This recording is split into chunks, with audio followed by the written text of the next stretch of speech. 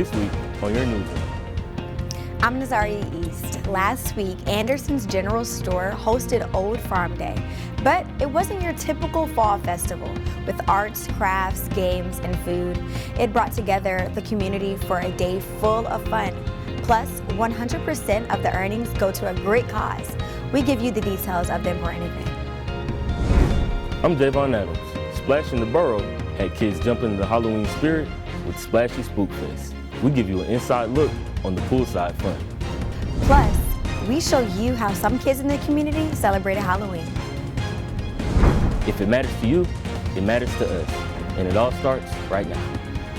This is your Newsroom, with our team of reporters in the field covering the stories that matter to you. Now from the George Ann Media Group, this is your Newsroom.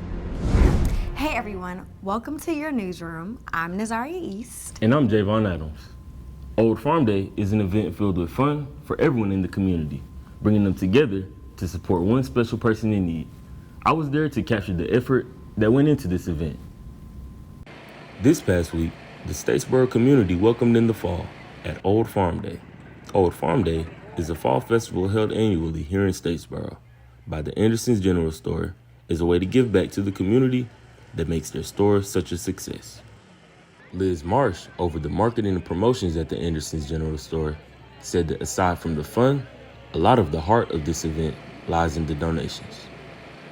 We have 10 pair of boots, we have a deer stand, and we have Drake jackets and all kinds of clothing, and a lot of baskets for women, baskets for men, baskets for kids. Liz also explained that Old Farm Day is always celebrated on the last Saturday of October, so it's a great way to shine light on such a spooky season. It's a lot of wholesome family fun. We have antique tractors, we have food, we have pumpkin patch and train rides, and the best thing is it's free admission. So a lot of people really come out and look forward to it. This year marks Statesboro's 13th year celebrating this event, and families agree that it hasn't disappointed. Well, we're not from around here, and we didn't know what to expect from a farm festival, but this is really cool. Lots of good food, lots of great games for kids of all ages. All the animals, it's really fun. And the games, the food is super good. And I love that you can pet the dogs. They're really cute. Every year we bring our family. They give so much to the community, especially this year giving back to George Kate Anderson makes it even extra special. In addition to all the oils, honeys, and jams that were offered at this year's Old Farm Day, what makes this year really special is Anderson General Store's donation to Georgia Kate Anderson. Georgia Kate Anderson is a young girl in the Statesboro community who's recovering from a tragic ATV accident. Georgia will be receiving 100% of this year's Old Farm Day earnings. This is Javon Adams, reporter from Statesboro, your Newsroom. Javon, who would you recommend Old Farm Day to? I'd recommend Old Farm Day to any family in the area looking for a day filled with fun. The Statesboro community celebrated Halloween in a different way this year. Your Newsroom's Elise Taylor gives you an inside look at how kids made a splash this spooky season. Halloween weekend was kicked off last week with Splashy's Spook Fest. For just $5, participants of all ages could join in on a night of fun. For the second year, Splash in the Borough prepared games like basketball and ring toss for kids to play. After succeeding at the games, participants at the event earn the ultimate Halloween prize, candy. The main reason we want to host these types of events is to bring our community together, just so families can come out and have a good time at the pool, show off their Halloween costumes. We're all about serving our community here at Splash in the Borough.